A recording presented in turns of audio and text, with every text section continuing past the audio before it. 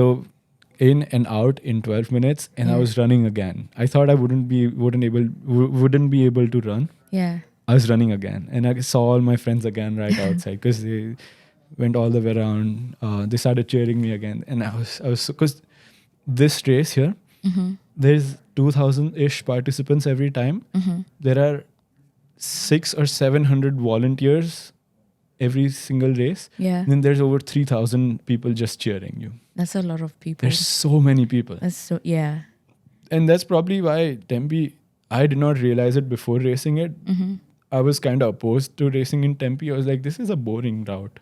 But then once I did it, I was like, why are they canceling this race? They canceled the race. Yeah, by yeah, the way. because I had it last year was the last one. Yeah, so the one that I did, it was the last one. Oh. So it was everything was just written how it was gonna be. Because Yeah. if I could differ and if I had to differ one more time, it wasn't gonna happen Yeah. again. Yeah. So it was just my last year in Tempe, graduating out of college, last year for that as well. Second attempt at Ironman. The race is last year in Tempe as well. And also the race is the race is exactly as old as me. So it started off in 2004. Yeah. And then I was born in 2004 as well. And the race got retired or like cancelled in 2025 when I was 21. I was like, that's kind of a fun thing to know. And then I started running. I wouldn't say I was flying through it, but I was doing pretty good Okay. on the run. They were like my friends were like running besides me. Oh, that is awesome.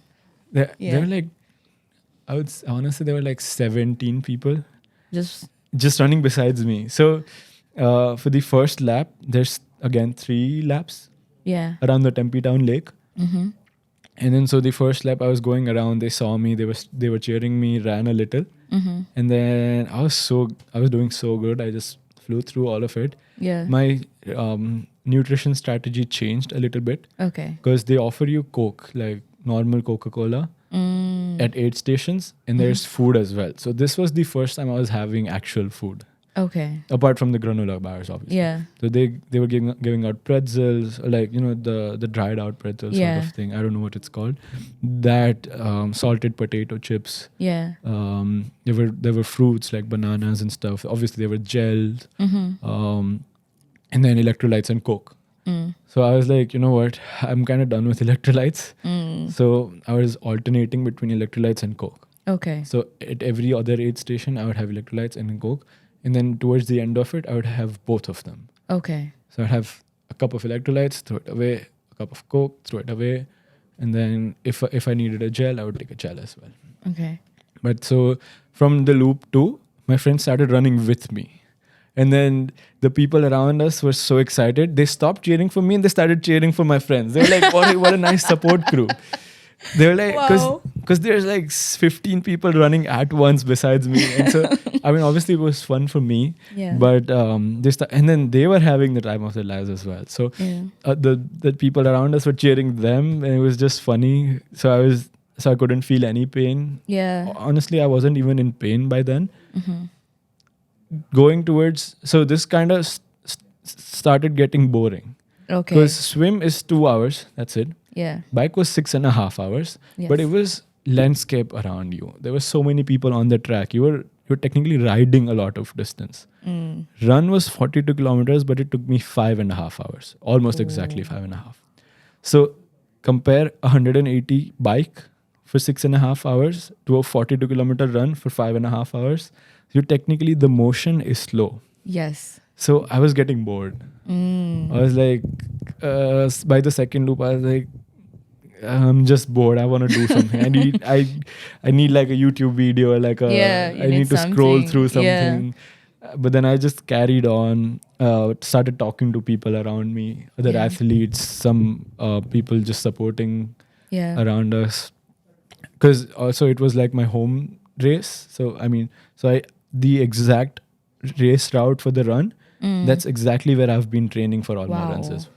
And that was also a part of the reason why I chose this race. 'Cause Okay. first off, the race route is like 2 minutes from my apartment. Okay. I'm never going to get that back again. Like any race that I do now on, Yes. I will have to travel for that. This was everything just fit right in place like puzzle pieces. So I had to do this. Do it. Yeah. And then so by the second loop was ending, I had those dried pretzels because I was also done having potato chips. Mm-hmm. And then it was so dry, it just dried out my mouth. Oh, I had to like spit it out. And I think some things went downhill from then onwards. So I did not eat it completely. I had to like spit it out because it was so dry. I had Coke and stuff right after it. Yeah. And then moving forward, my friends were also running besides me. And then I was so excited that I started running faster. And then people were cheering me. They were like, "That's awesome speed for this kilometer." Because you're like in your third loop, and then you're running. Yes. If you're running fast, people will be excited. They wouldn't expect you to run that fast. Yeah, because you're fatigued and all Exactly. And then it wouldn't even be a smart decision to run that fast. So they were like, "That is awesome." And then I was so excited because they were excited. And so I started running even faster. But then slowly my shoes started feeling like bricks. that. Oh. Because running in any shoe for 5 hours, I mean, the shoe has to be meant for that. You know? Yes. I was in good like race day shoes. Yeah. There weren't any Alpha Fly 3s that people use, but I mean, it was strategically not Alpha Fly 3s. Okay. I did not want to use those, so I was using Zoom Fly 5s, which in retrospect I should have changed for a different pair of shoe. Okay. But they did not cause any problems until like the last 10 kilometers. But the last 10 was when I sprinted with my friends. I would say I'm saying sprinted, but it's slower than sprinting. Obviously, it felt like I was sprinting. Yeah. But once I was crossing the bridge again, I had to stop a few times to adjust my foot, adjust the Yeah. tightness of my laces. Yeah. Sorry. And then at this one point, it just felt like I was running on bricks.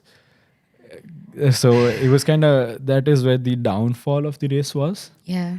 By this time, I was down to the last 5 kilometers in the race. But it was slightly dreadful because I was enjoying everything so far. Nothing had gone wrong. Yeah. Or like nothing had gone wrong massively. But then this time I was like, you know what? I will have to sit down. Yeah. And then again, I was starting to feel that my legs might go numb. So I was slapping them again. And then people like watching me do that. It was funny. And then my shoes were feeling like bricks and like as if I had like stones put in them. And then they were feeling so heavy. I would take it out, relax my foot, Yeah. and then put them back on, try not to waste a lot of time, and then start running again. But by the time I was so excited. I had like a race prediction mode on my watch. Okay. I was like, you know what? I think I can do this under 14. I can do this under 14. I was so excited. And then this happened. And then I was like, I think I would watch the minutes go past. Yeah. And I was like, 14 is not happening. Yeah. So I was like, sub 14 is not happening. I had never started off with a goal in mind. Yes. But I was talking to my brother and then I was calculating everything. I put everything, I averaged stuff out. Yeah. And then the time I came out with, I set 2 hours for swim. I set 6.5 for bike. Yeah. And I set the remaining until like 14 or like 14 and a half for the entire thing. Yes. And it turns out that I actually finished in closer to that. Nice. So almost exactly what I predicted. Yeah. So it turns out that anything that I factored in almost exactly happened on the race day. That's cool. So it almost down to the minute. I planned for 14 and a half and then let's finish the last 5 kilometers and then we could discuss on the timing. But yeah, so it was hills and stuff in the last 5. I met a dude. He told me he was from Texas. Yep. His dad and him drove from Texas to run this race. He was as old as me, same year in Yeah. college, but in Texas. Yeah. And we started talking. And then I was like, dude, I feel this pain. And he was like, yeah, I have some other pain. I forgot what pain it was. He was like, I'm in pain too. And I was like, dude, we got this. It's only 5 kilometers. We've done so much. Yeah. I think we got this. And then we just ran the last 5 kilometers together. Nice. And I made a friend then. So and then we crossed the finish line together as well. Yeah.